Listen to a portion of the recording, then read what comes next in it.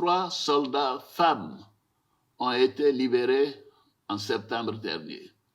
Les 46 autres soldats regagneront bientôt le sol ivoirien. Mais... Bon paix, et où les vis-à-vis?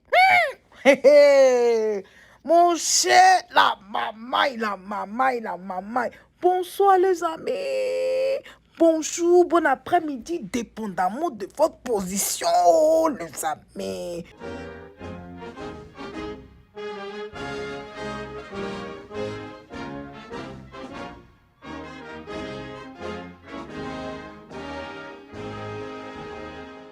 Ivoiriennes, Ivoiriens, mes chers compatriotes, chers amis de la Côte d'Ivoire, c'est avec un plaisir renouvelé que je m'adresse à vous à l'occasion du traditionnel message à la nation du Nouvel An.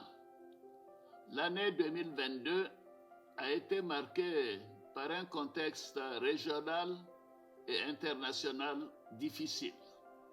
Mais elle a aussi été une année de progrès et de solidarité pour notre pays. En effet, la Côte d'Ivoire, à l'instar de tous les pays du monde, a dû faire face aux conséquences de la pandémie de Covid-19 et de la crise en Ukraine.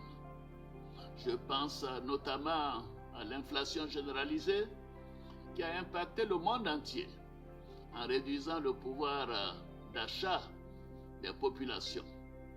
Face à cette situation, nous avons fait le choix d'être aux côtés de chacune et de chacun d'entre vous, en luttant contre la cherté de la vie, pour contenir le taux d'inflation dans notre pays à un niveau parmi les plus faibles dans le monde.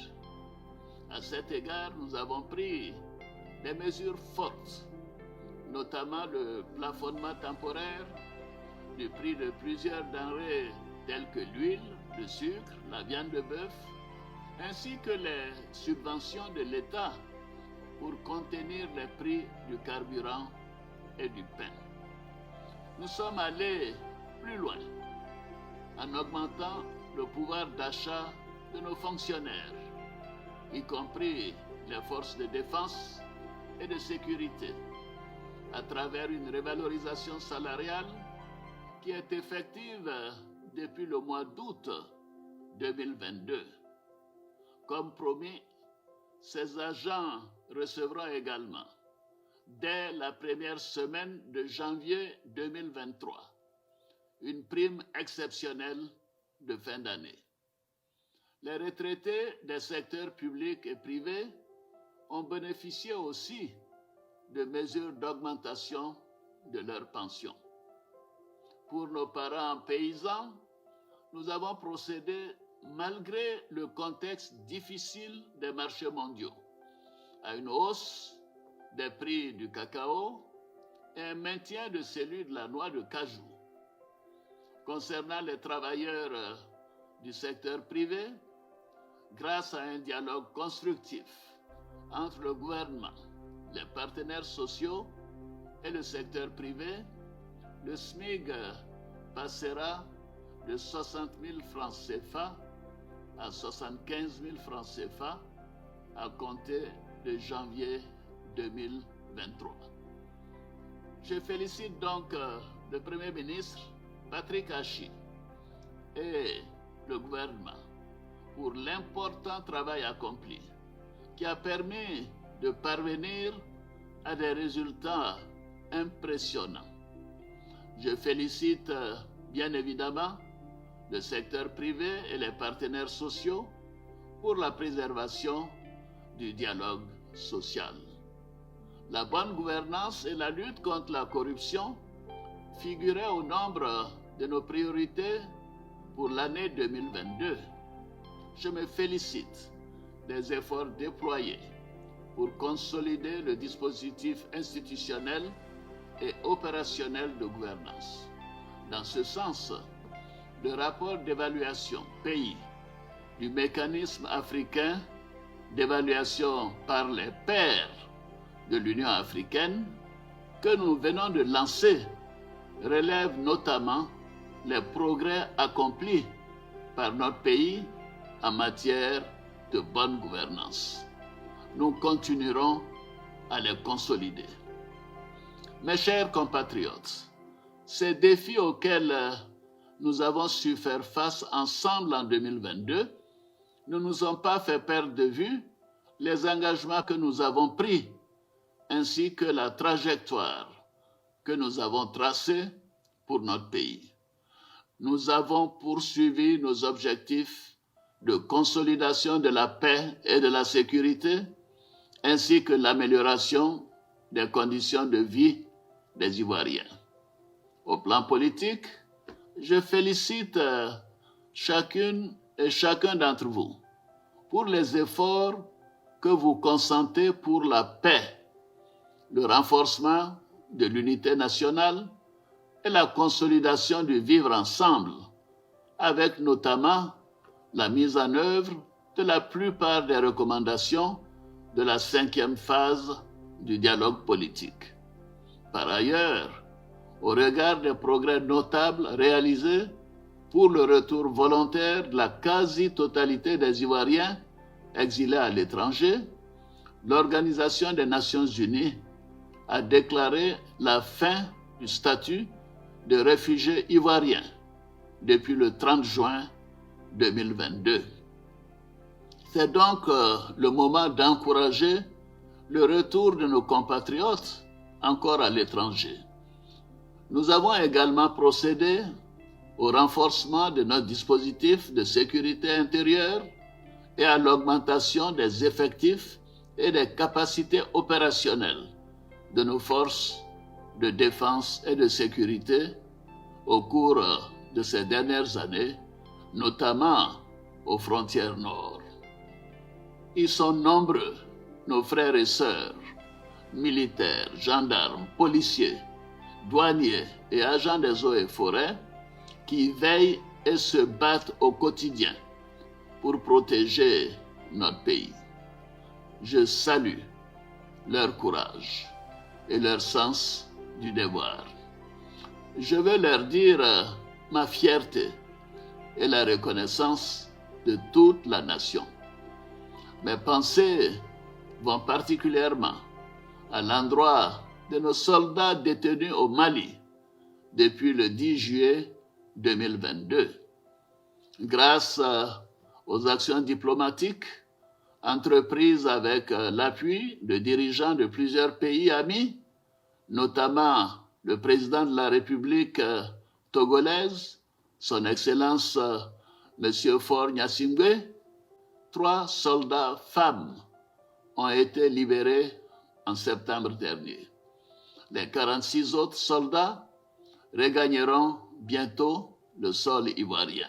Mes chers compatriotes, au cours de l'année 2022, la voix et les valeurs défendues par notre pays ont été portées à maintes occasions sur la scène internationale.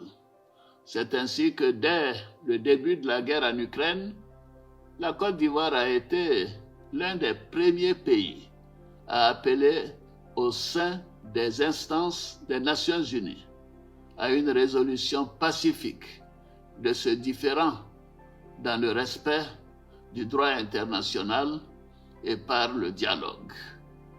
De même, dans notre sous-région, la Côte d'Ivoire continue de jouer, dans le cadre de la CEDEAO, un rôle de premier plan dans la résolution des crises politiques auxquelles sont confrontés plusieurs pays. Au niveau continental, sur proposition de la Côte d'Ivoire, l'Union africaine a déclaré l'année 2022 année de la nutrition de l'Union africaine. C'est dans ce cadre qu'une réunion de haut niveau sur la nutrition, présidée par le vice-président, s'est tenue en début décembre à Abidjan. Le rayonnement de notre pays a été réaffirmé durant l'année 2022 avec la tenue avec succès de plusieurs rencontres internationales à Abidjan, notamment la 15e conférence des Nations Unies pour la lutte contre la désertification et la sécheresse, la COP 15, le Business Forum de l'Union européenne en Afrique et le CEO Forum.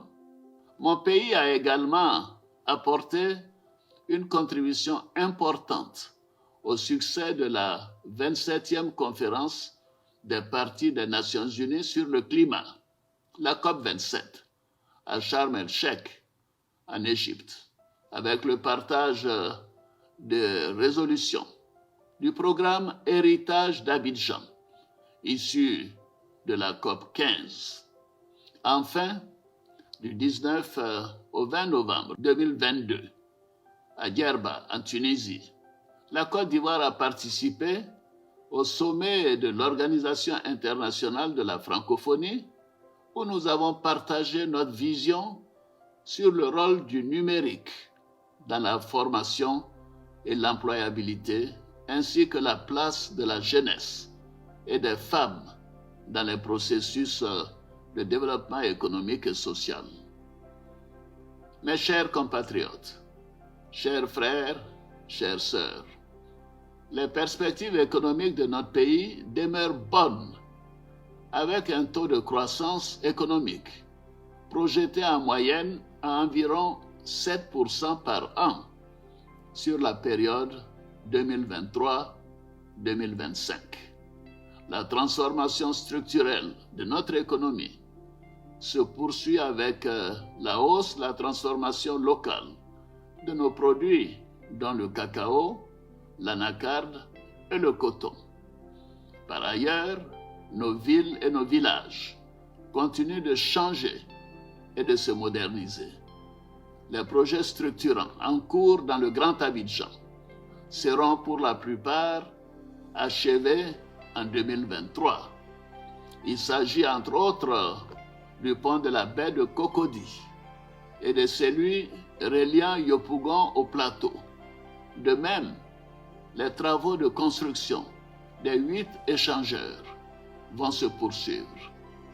Les travaux d'extension de l'aéroport Félix Houphouët-Boigny viennent également d'être lancés et permettront à terme d'accueillir 5 millions de passagers, soit 2 fois plus qu'aujourd'hui, consolidant ainsi notre position de hub aéroportuaire. Le métro d'Abidjan, quant à lui, viendra accompagner le développement de la ville d'Abidjan et permettra de fluidifier les déplacements. Pour l'intérieur du pays, je me réjouis de l'inauguration récente de l'autoroute Yamoussoukro-Thiébissou. La partie Thiébissou-Bouaké sera achevée dans le courant du 2e semestre 2023, ainsi que la réhabilitation de la côtière Abidjan-San Pedro. Ces travaux s'inscrivent dans notre vision de transformation des villes secondaires, telles que Yamoussoukro, Bouaké, Korogo et San Pedro, pour en faire de grands pôles de développement. La réalisation des grandes universités de ces villes, des centres de formation professionnelle, des hôpitaux et des infrastructures concourent à cette vision.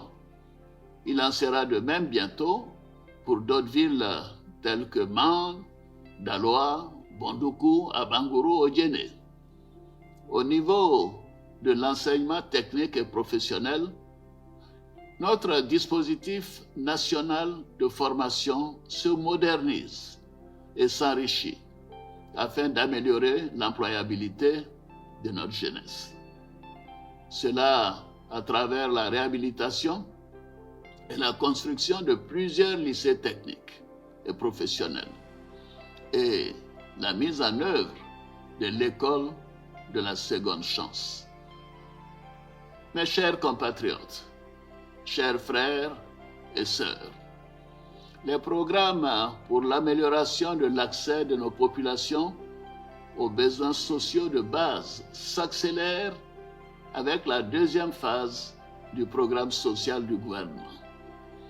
Avec le rythme actuel d'électrification, c'est-à-dire plus de 600 localités par an, nous parviendrons en 2025 à faire de l'accès universel à l'électricité une réalité pour tous les habitants de notre beau pays. L'accès à l'eau potable se poursuivra avec un accent particulier sur les zones de fragilité dans le cadre de la lutte contre le terrorisme.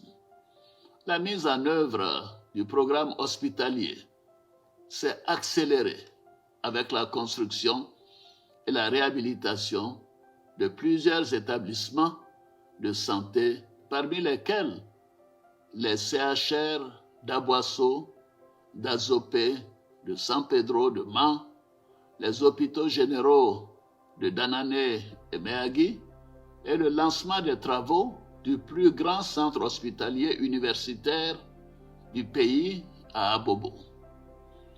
Grâce à ces travaux et à bien d'autres encore aujourd'hui, c'est plus de 75% de nos concitoyens qui bénéficient d'un centre de santé à moins de 5 km de leur résidence. Chers frères, chères sœurs, toutes les avancées enregistrées, ainsi que celles que nous projetons, sont possibles grâce à la stabilité, à la paix et à la sécurité dont bénéficie notre pays depuis une dizaine d'années. C'est pourquoi nous devons continuer à travailler à la préservation de notre modèle de stabilité et de développement, en puisant dans nos valeurs nationales de fraternité, de tolérance et de dialogue. Conformément à la Constitution, j'ai signé un décret accordant une grâce collective à environ 2000 personnes condamnées pour des infractions mineures. J'ai en outre signé un décret accordant une remise gracieuse de peine à environ 6000 condamnés, dont le reliquat de la peine à purger est inférieur ou égal à 3 ans, à l'exclusion des infractions graves et des crimes de sang. Au total, la mise en œuvre de ces 2 mesures conduira à la mise en liberté de près de 8000 personnes.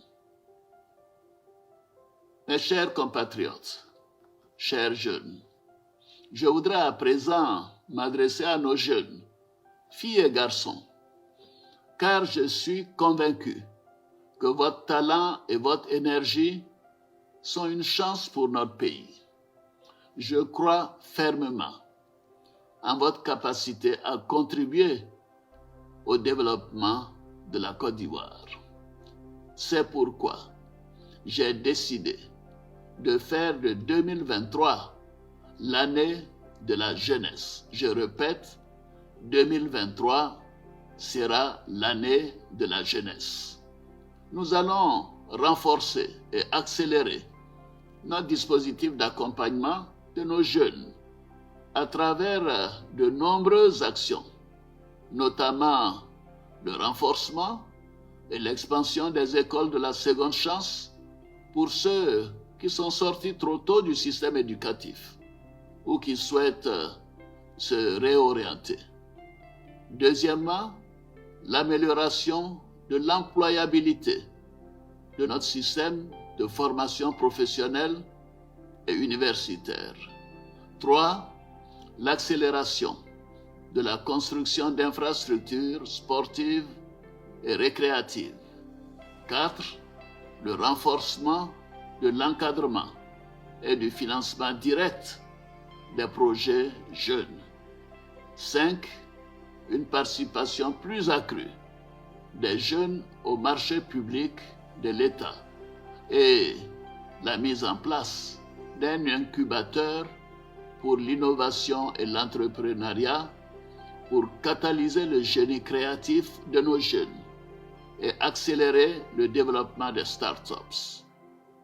Par ailleurs, chers jeunes, nous comptons renforcer notre dispositif de soutien et de financement des PME avec la mise en place d'une dotation spéciale pour garantir les prêts aux PME. En outre, j'ai instruit le gouvernement à l'effet de poursuivre les efforts pour ramener les délais de paiement des factures des PME à moins de 30 jours. Je répète, à moins de 30 jours. Ces efforts devront s'étendre aux sociétés d'État et aux établissements publics nationaux. Je vous invite donc, chers jeunes, à saisir ces opportunités pour que nous construisions ensemble la Côte d'Ivoire de demain, la vôtre, pour notre bonheur à tous. Mes chers compatriotes, chers amis de la Côte d'Ivoire, la Côte d'Ivoire a pris rendez-vous avec deux événements majeurs en 2023-2024. Il s'agit de la foire commerciale interafricaine et la Coupe d'Afrique des Nations, la CAN, en janvier-février 2024.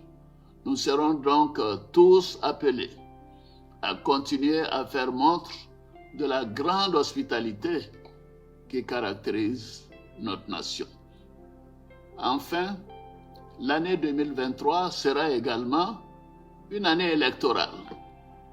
C'est pourquoi je veux appeler toute la population, la classe politique, les chefs traditionnels et les leaders religieux à se mobiliser au cours de ces échéances locales pour que nous démontrions à nouveau, avec des élections sans violence, la maturité de notre démocratie. À l'aube de cette année 2023, que j'entrevois pleine de promesses, je vous invite à aborder l'avenir avec confiance et à unir nos forces pour bâtir ensemble la Côte d'Ivoire de demain. Une Côte d'Ivoire prospère et solidaire. Je souhaite à chacune et à chacun de vous une bonne et heureuse année 2023 dans la santé, la paix, le développement et la prospérité. Vive la République, vive la Côte d'Ivoire, que Dieu bénisse notre chère Côte d'Ivoire. Je vous remercie.